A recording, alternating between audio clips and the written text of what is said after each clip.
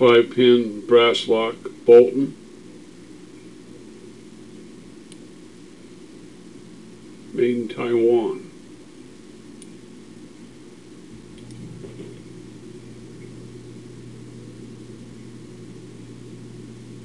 Homemade lockpick tension bar.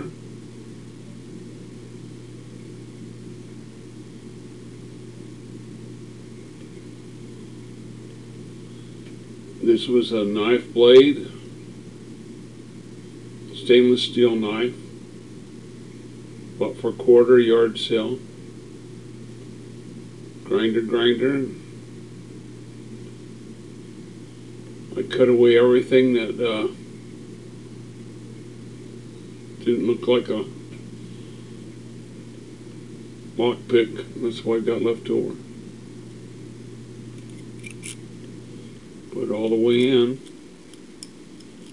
5 pins.